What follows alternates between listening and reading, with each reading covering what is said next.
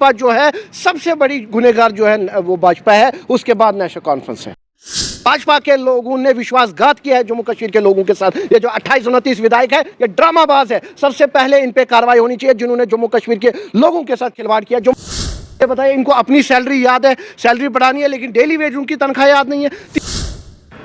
इस समय हमारे साथ खास बातचीत करने के लिए मौजूद हैं ऋषि कौल किल्लम जी, जो कि सोशल एक्टिविस्ट के साथ साथ अभी इन्होंने जो है पीडीपी में शमूलियत अख्तियार की है और आज इनसे जो है डेली वेजेस के मुद्दे को जो है वो उजागर करेंगे। इससे पहले भी बहुत सारे मुद्दे इन्होंने उजागर किए हैं जम्मू के अंदर, लेकिन पिछले 72 घंटे हो गए हमारे डेली वेजेस भाइयों को जो भूख हड़ताल पर हैं, सड़कों पर हैं और पुलिस द्वारा उनके ऊपर जो है लाठियां बरसाई जा रही हैं। इनसे बात करेंगे। सर, क्या कहेंगे? जिस तरीके से आप तो एनसी ने कमेटी का गठन भी कर दिया, 6 महीने का जो है टाइम लिया है और कहा यह जा रहा है कि इसमें चीफ सेक्रेटरी जो हैं वो हेड बनाए गए, बाकी सेक्रेटरी बनाए गए महकमे के, लेकिन वो कह रहे हैं कि 6 महीने का समय हमें नहीं चाहिए। आज भी उनके ऊपर लाठियां बरसाई गई। पिछले 2 दिन से लगातार जो है वो बैठे हैं और लाठियां बरसाई जा रही हैं। देखिए, मैं इनको याद दिलाना चाहता हूँ, इस हिंदुस्तान में डेमोक्रेसी भी कोई चीज़ है।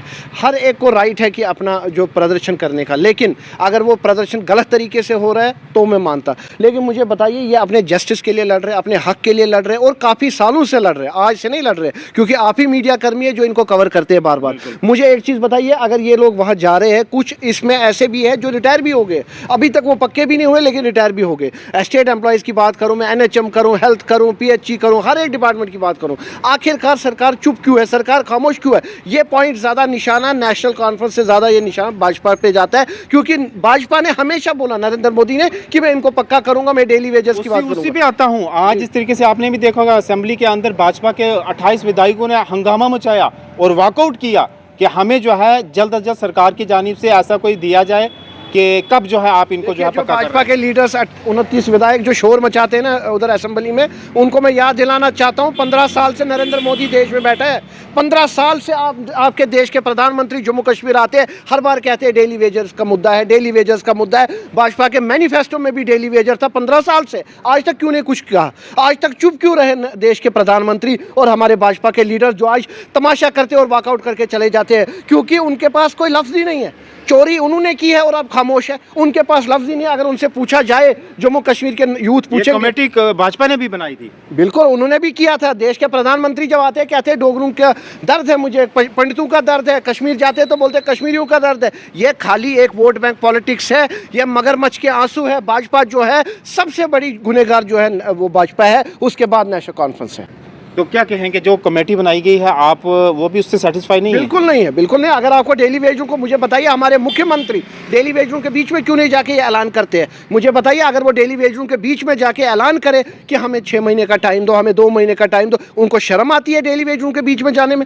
हमारे यहाँ डिप्टी CM साहब है, हमारे यहाँ पे चीफ सेक्रेटरी साहब है, हमारे यहाँ LG साहब है, उनको शर्म आती है डेली वेजों के पास जाने में और बात करने में? मुझे बताइए, अगर वो जाके बोले कि हम 1 महीने के अंदर अंदर कर सकते हैं, क्यों नहीं कर सकते? 6 महीने किस लिए? मुझे बताइए, 1 महीने में भी कुछ हो सकता है, 15 दिन में भी कुछ हो सकता है। अगर ये पूरी टीम बैठेगी 15 दिन में इसका फैसला होगा। मुझे बताइए, अगर ये पिछले 30-30 साल से ये डेली वेजर है, 20-20 साल से डेली वेजर है, इसमें कमेटी का मतलब क्या है? मुझे बताइए। तो सीधे ऑर्डर निकालना था, जो जिस डिपार्टमेंट में डेली वेजर है उसको पक्का किया जाए। मुझे बताइए, इनको अपनी सैलरी याद है, सैलरी बढ़ानी है, लेकिन डेली वेज उनकी तनख्वाह याद नहीं है। 3-300, 5-500, 3-3 हज़ार, 9-9 हज़ार। कोई भी लीडर, कोई भी MLA किसी भी पार्टी का नहीं बोला कि हमारी सैलरी जो है ना बढ़ाई जाए। सारे बोले, बीजेपी के हों, कांग्रेस के हों, PDP के। बहुत, मैं इस पे देखिए एज ए सोशल एक्टिविस्ट भी मैं बात करूं, ये गलत बात है। सैलरी उनकी अगर 1,60,000 है या 1 लाख है, जब वो कहते हैं हमें 1 लाख रुपए भी कम है, तो डेली वेजर जो 9,000 पे गुजारा कर रहा है, जब कश्मीरी पंडित 3200 रुपये पे गुजारा कर रहा है महीना, तो इनको 1 लाख रुपए कम लग रहा है? मुझे बताइए, ये सोची समझी साजिश है।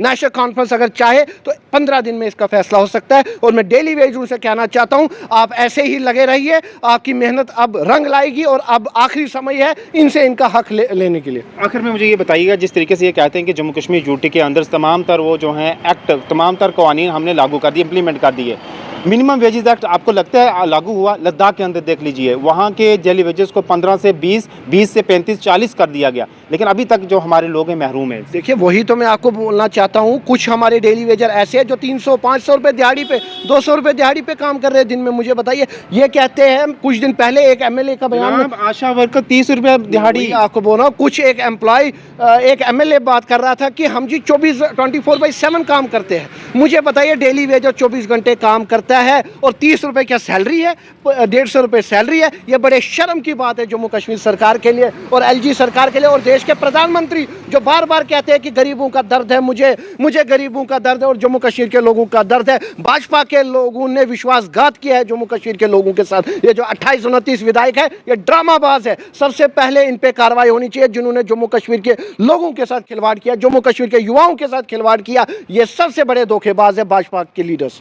तो आज यही जिम्मेवार है इनके। 101% अगर देश को तबाह करने में हाथ है तो भाजपा के लीडर्स का। उसके बाद ये नेशनल कॉन्फ्रेंस जो कहते हैं 6 महीने का टाइम तो लगाया भी। मुझे बताइए सबसे ज़्यादा हुकूमत नेशनल कॉन्फ्रेंस ने जम्मू कश्मीर में की है। उनको मैं याद दिलाना चाहता हूँ, फारूक अब्दुल्ला का दौर है, उमर अब्दुल्ला का दौर है, सारा दौर जो है इन्हीं का रहा है। इन्होंने ये तबाही की है। मुझे बताइए इन्होंने तब क्यों नहीं किया? 2014 में पीडीपी सत्ता में देखिए कुछ टाइम के लिए, उस टाइम भी महबूबा जी ने बात की, महबूबा जी ने अमेंडमेंट किया, महबूबा जी ने एसआरओ की बात की, महबूबा जी ने इनकी बात की डेली वेजों की। लेकिन कुछ कितने पक्के हुए थे उस समय? लेकिन कुछ टाइम के लिए सरकार रही ना, पक्के की बात नहीं, सरकार कुछ टाइम की। आप एक तरफा मत देखिए। आप देखिए जब फारूक अब्दुल्ला का दौर था पंडितों को घर छोड़ के भागना पड़ा।